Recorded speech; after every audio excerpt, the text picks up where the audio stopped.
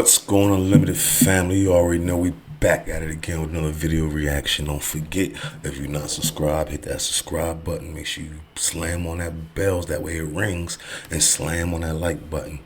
Alright, man, we back at it again, man. As y'all know, and I'm pretty sure everybody knows, the whole world knows, p.diddy's up for some crazy charges right now, and Hollywood just going crazy, man. Hollywood is going bonkers right now. You got people scrambling, don't know what to do with themselves.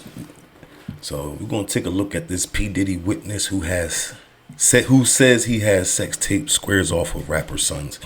Now, if you don't remember the last video I shared, it was a guy with a bald head that was sitting in the desk with a female lawyer who was explaining how he had hard drives with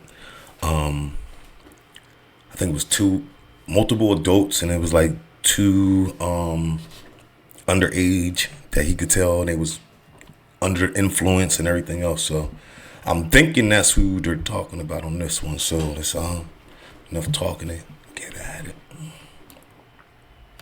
We are sitting down with the attorney representing a potential key witness in the Sean Combs criminal case because he is right now in a mounting legal fight with the music mogul's sons. Christian and Quincy Combs are reportedly trying to stop the sale of a book about their late mother, Kim Porter, and the accusations are flying back and forth. We're going to get into it right now. Welcome to Sidebar, presented by Law and Crime. I'm Jesse Weber. Another interesting side wrinkle in the Sean Diddy Combs case we got to talk about. You remember Courtney Burgess? We've talked about him before. He is the purported witness who testified in front of the grand jury, currently hearing new evidence in the Sean Combs criminal case. If you recall, Burgess went on Banfield on News Nation, and he revealed that he was given 11 flash drives that contain alleged sex tapes involving Combs and celebrities. And he said, of the 8 celebrities on the tapes, those who are victims of Sean Combs, they're not perpetrators, victims, he said 2 or 3 were minors, which, as you know, is consistent with a number of allegations in the civil lawsuits that Sean Combs is currently facing.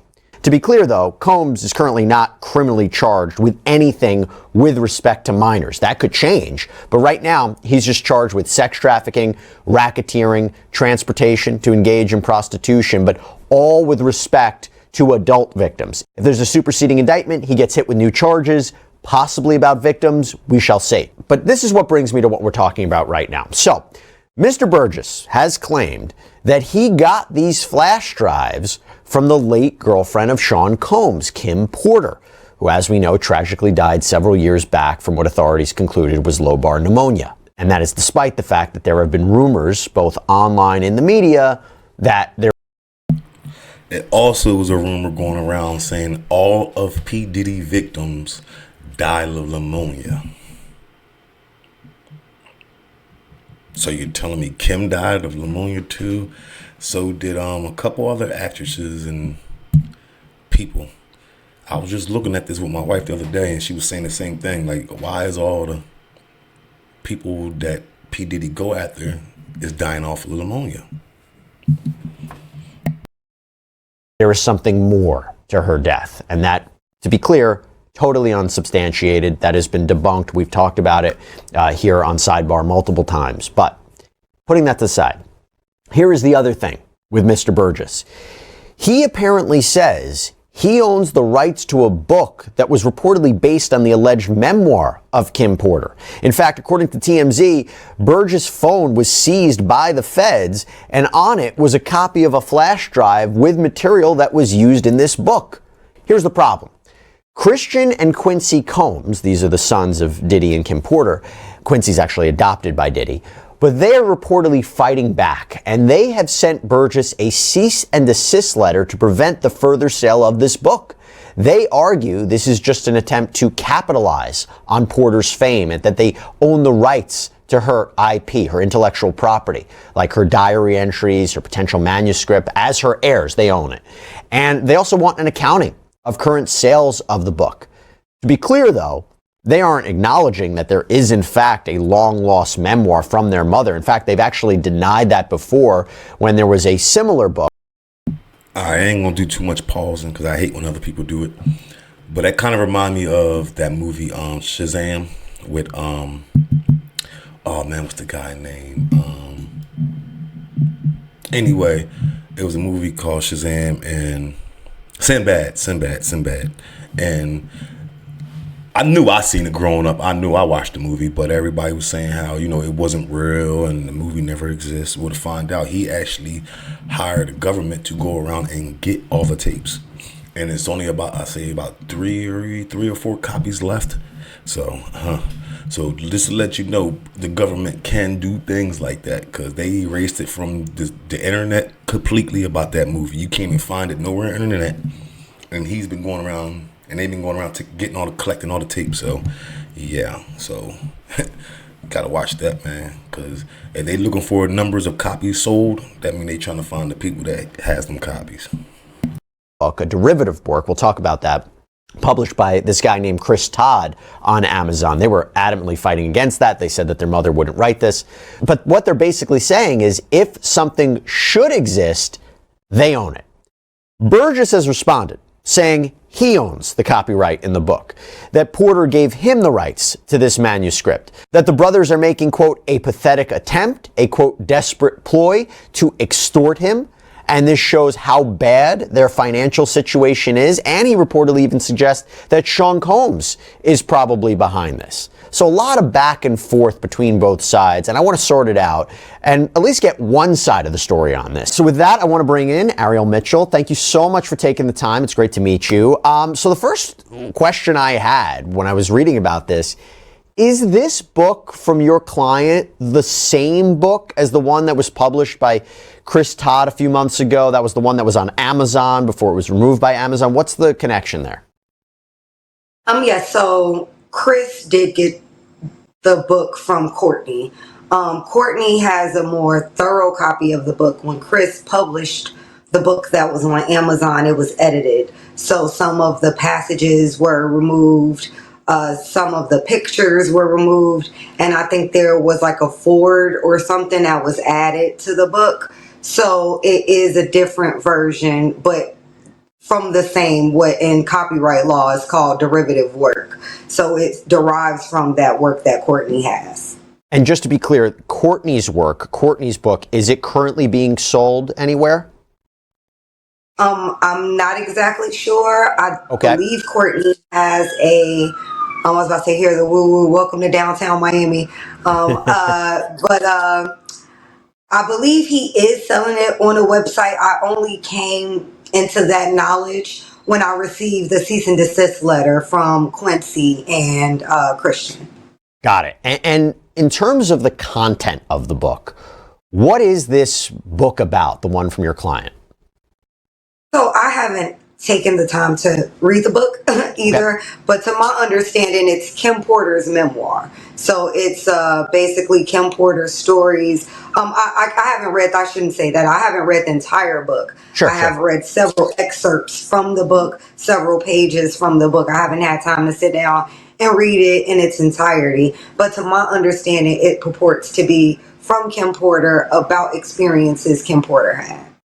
And why do you think Christian and Quincy are so opposed to this coming out? Because they were opposed to the Chris Todd, as you said, derivative work coming out. They opposed to this. What is it about this piece of work that they're so opposed to?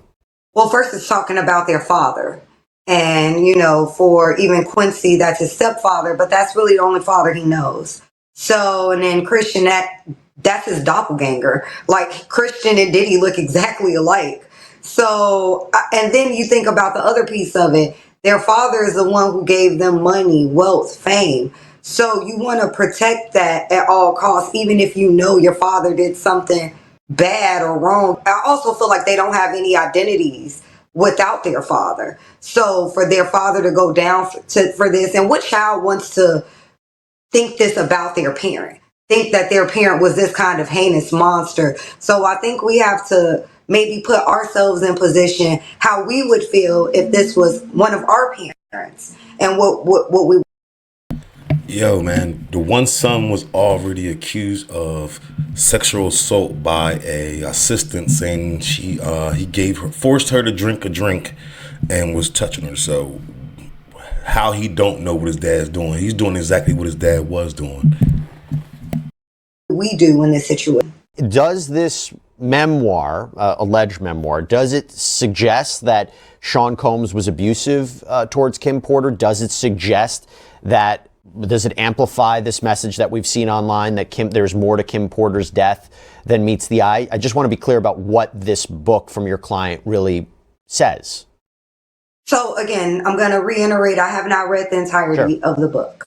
But from what I have read, it does support the allegations that have been made by Cassie, the allegations that have been made by the federal government, and the allegations that have been made by my clients, Tyrone Blackburn's clients, Tony Busby's clients. It's everybody is saying the same thing. And Kim Porter, I feel like we were only willing to hear these things once Cassie came out, and now we are starting to see from Kim Porter's experience that these were the exact same experiences. So the main question that people would have here is, why would Kim Porter give your client this manuscript? What was that relationship? They were close enough where she would give him her memoir, her diary entries. Why would she do that? So to my understanding, Courtney was really good friends with Tupac. I'm always trying to explain this. So in New York, we all know the East Coast, West Coast beef, right?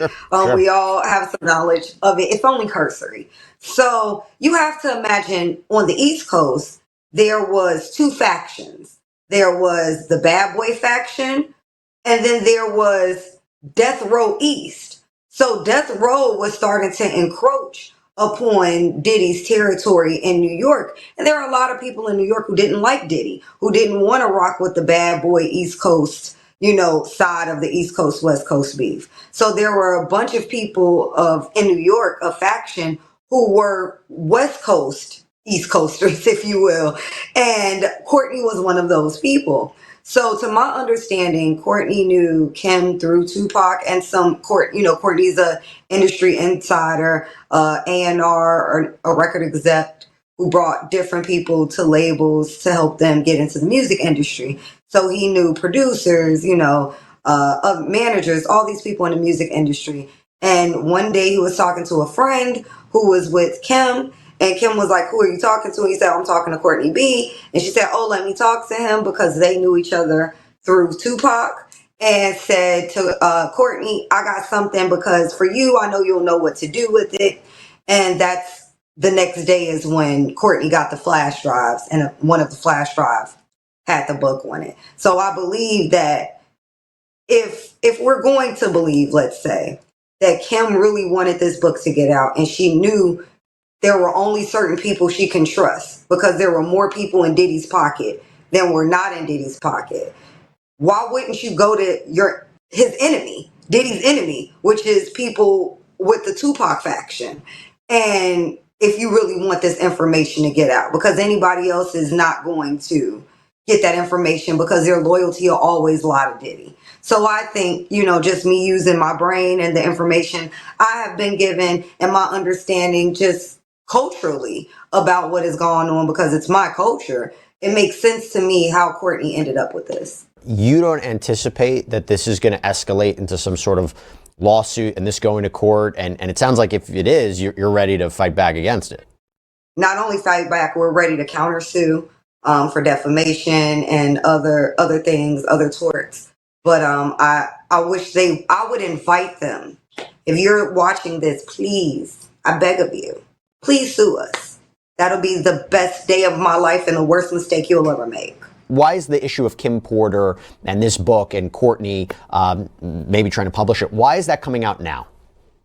Well, I think what initially happened was when the book was first published on Amazon by Chris Todd.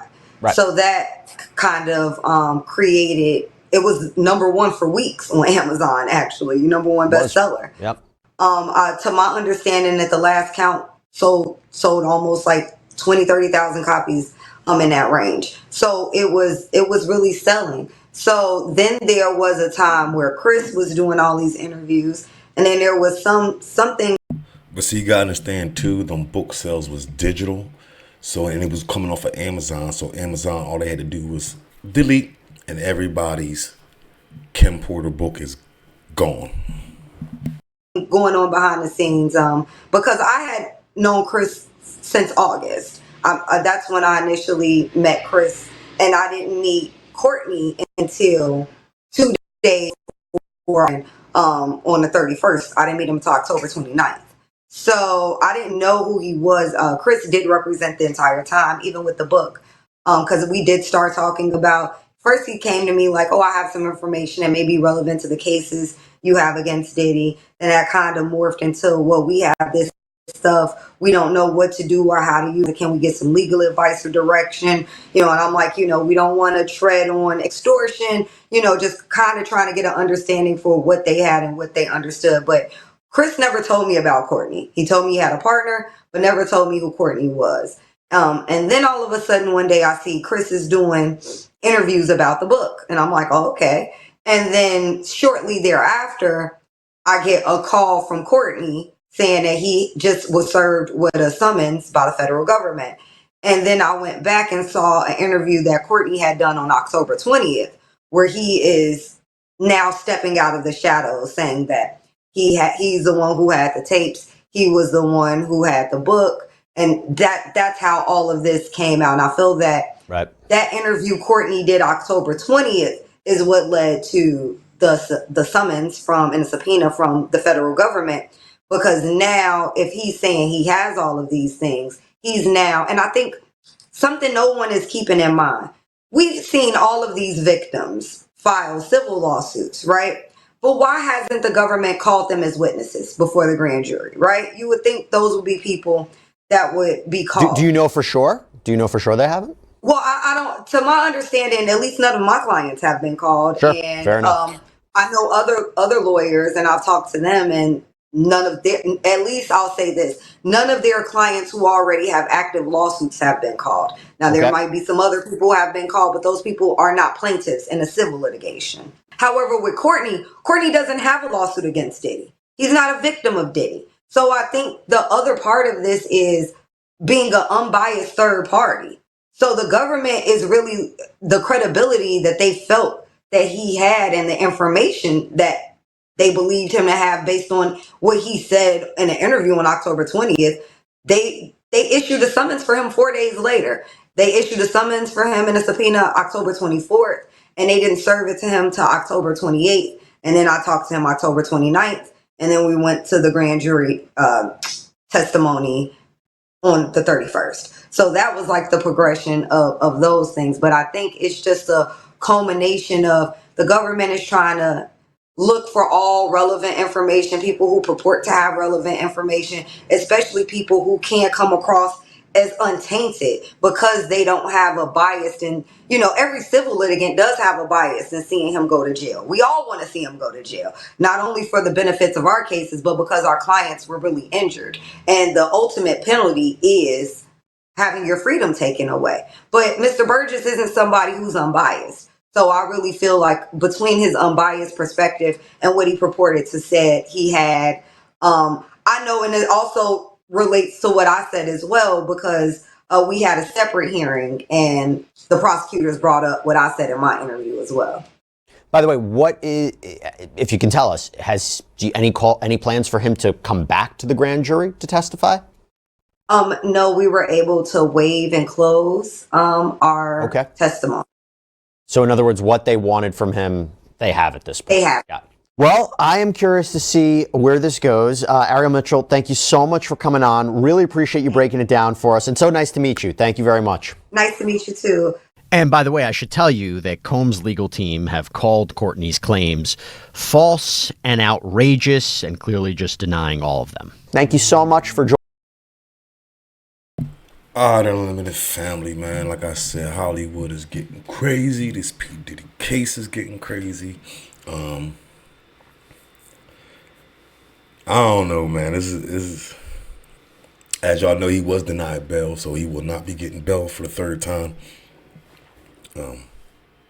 Anyway, man, listen, make sure you subscribe, hit that bell, smash that like button if you want more videos, man. As simple as that. It's free. Don't cost nothing. No subscription. All you got to do is smash that like button. Smash it. Because I see y'all watching. Just smash it. All right, man. You already know how we do. And we out.